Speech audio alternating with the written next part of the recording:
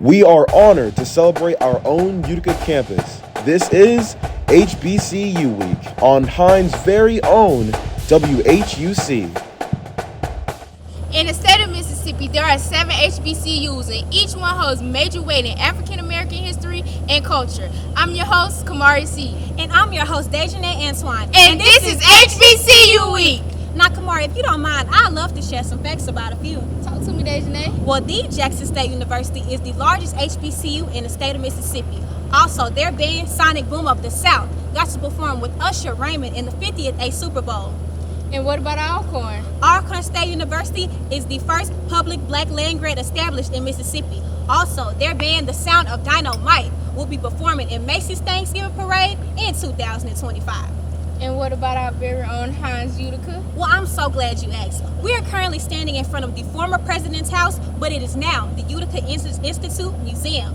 Hines in Utica has been standing for 121 years, and the history still stands strong. Wow. Thank you for the information, Dejanay. But how are we going to kick off HBCU Week? Well, our correspondent, Evan Stewart, is at the Fine Arts Building getting footage of the gospel explosion. Evan, what's going on over there? Well, Dejanay and Kamaria, the gospel explosion is already about to get ready to start, but musicians and choir are already getting prepped and ready to go. The community has gathered in the Fine Arts Building to enjoy some amazing gospel music at the explosion. Not the TNT explosion, but the gospel explosion. Many people came out of their busy schedules to come worship God at the U. From listening to different choirs to hearing great music, the explosion was one to remember. Our very own choir at the U also gave us some great gospel songs to cherish this moment forever. Miss Mabel Beecham tells us how this collective group came up with the gospel explosion. It is because of, we want to come together, and this is a time that we all know will be one of those times that we can come together. So just the thing of coming together, learning about the different cultures from the other schools.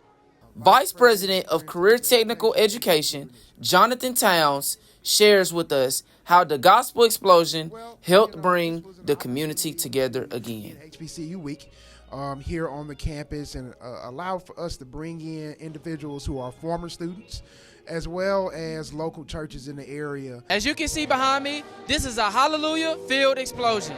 Evan Stewart, WHBCU News 7. Back to you guys. Thank you so much, Evan, for that special coverage. Now, Kamaria, I'm not sure if you quite mentioned, what does HBCU even mean? Well, HBCU stands for Historically Black Colleges and Universities. Well, thank you so much for that clarification. Now, continuing on with HBCU Week, we are currently standing in front of the oldest monument on Hines Utica campus, the Bell Tower. Every single step that you take on this campus is a step in history. That's right, Dejanay. It truly is. And the leaders of this very campus continue to pass on this legacy. Reporter Jacoby Johnson is going to give you an insight on that. Today in the George E. Barnes Building, faculty from different HBCU colleges meet up to talk about how they can collaborate as HBCUs and help in advance. We spoke with Vice President of Career and Technical Education, Jonathan Towns, and asked, what is the HBCU leadership and what does it do? And he said this. Well, this is day 2 of our HBCU Week activities, and we sent out a request asking for leadership at historically black colleges and universities in the state of Mississippi to come to the Utica campus to have an intentional conversation about how we can move forward, how we can collectively recruit, move forward with retention and graduation, and create a pipeline of students moving from 2-year institutions to 4-year institutions. And we had great, feedback and great dialogue, and we're excited about how this can ultimately help all institutions within the state of Mississippi. Here at the George E. Barnes Building at the HBCU Leadership Meeting, reporter Jacoby Johnson, WHUC News 7. Back to you guys. Thank you so much for that information, Jacoby. So far, HBCU Week has been filled with fun. That's right, and I cannot wait for the upcoming events to happen. But Dejanay, did you know that over 66% of the voter eligible population turned out for the 2020 presidential election, which is the highest percent rate of any national election since 1900. I had no idea, Kamaria, but hopefully that number will increase in this election. How can we make that happen? Well, our reporter Jermaine Smiley can explain a little bit more than I can at the voter registration drive. Jermaine? Well, Dejanay and Kamari, I'm here at the voter registration panel and I'm ready to get started. Students and faculty came out to learn more about the importance of voting and registering to vote. Mayor of Utica, Kenneth Broom, tells us what he does in his community to ensure everyone comes out and vote. What we do every year before our election, we go around from door to door. We meet people, let them know how important it is to vote. It's just like with the census. A lot of people don't want to feel the census is out, but that's very important. So it's very important to vote because you elect people that you want that's going to represent you and do for your community and do the best job for you, not just for me, but you as well. Ward 3 Council Member Ella Beecham Green tells us the importance of this year's election. There are a lot of things that women can do. Even with the help of men, you need women to make that large change. Well, I got a plethora of information. Back to you, Kamaria and Dejanay. Thank you so much, Jermaine. I'll make sure I'll be at the voting polls November 5th. But it looks like my co-host Kamaria went missing. Kamaria, where are you? It's unfortunate I had to leave you, Dejanay, but I could not miss this special event that is going on tonight. I love you. Me too. That's it. I love her. We always put God first. This is the first time that an HBCU honoree has been celebrated here at Hines Utica. Sophomore Nigel Reed has been honored as an HBCU scholar, and to congratulate her, Hines faculty, friends, and family came together to give her words of encouragement and acknowledge her achievements. Nigel Reed talked to WHUC News 7 about taking on her role of leadership at the 2024 HBCU Week National Annual Conference. Kind of nervous because even though I know half of these people here, I'm still kind of nervous talking in front of like cameras and stuff.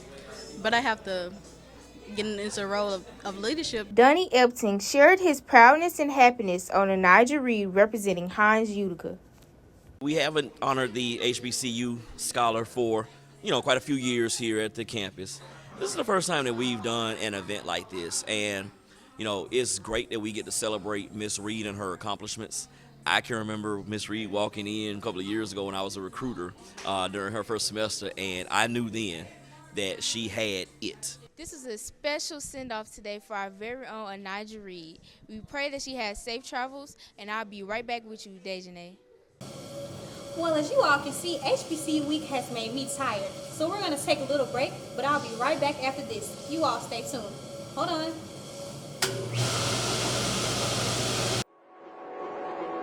The Radio and Television Production and Broadcast Technology Department is an intensive, hands-on training program designed to familiarize students with multimedia reporting.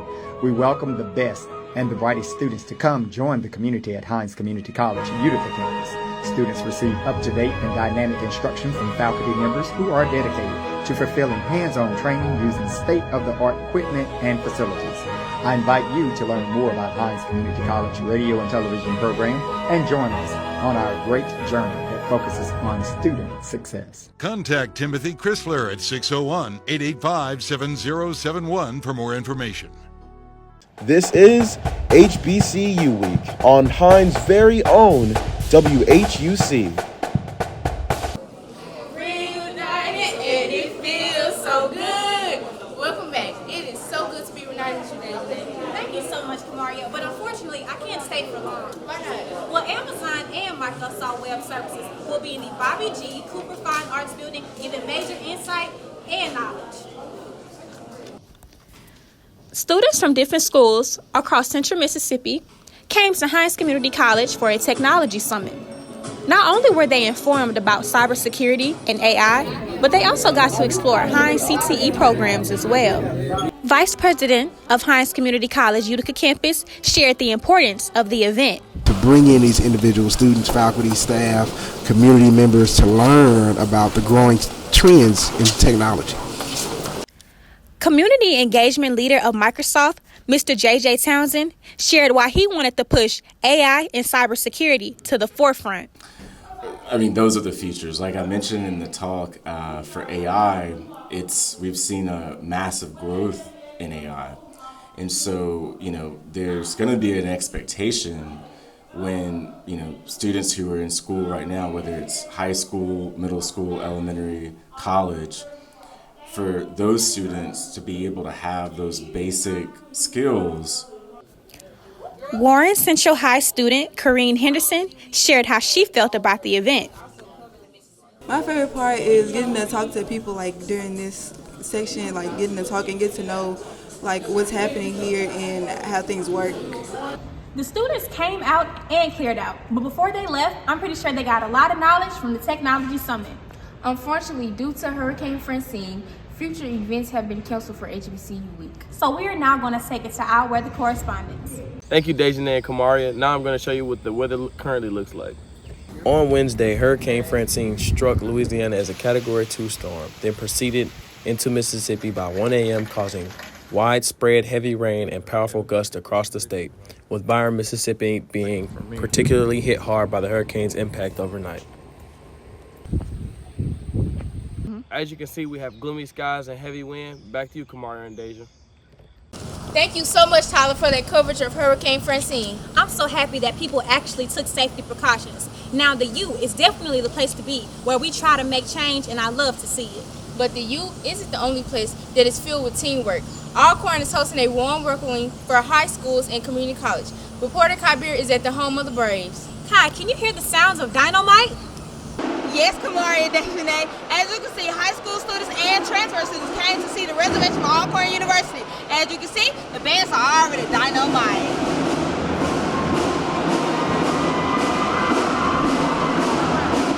High school students and, of course, transfer students enjoyed an HBCU experience of High School Day at the Alcorn State University, where all departments and the Divine Nine came and showed what they have in store for future students, where the last and final show of the Alcorn State Band, The Sound of Dynamite, came to get the crowd hyped. Makara Davis, a high school senior, explains her outtake of the event. My takeout for this whole, thing that's going on, I love it. This is definitely one of my recommends. And y'all are cool, I love it.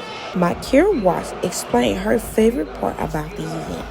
Out of the tours, I wouldn't be around the whole campus and the cool stuff you get to do. As students enjoy the Alcorn High School Day, Kabir reported for WHUC News 7. Woo! What a week it has been. It sure has been one, Kamaria. From HBCU leadership to members of Microsoft and Amazon coming to Hines Utica campus, we just couldn't get enough. I'm your host, Dejanay Antoine. And I'm your host, Kamari C. And that's a wrap on HBCU Week.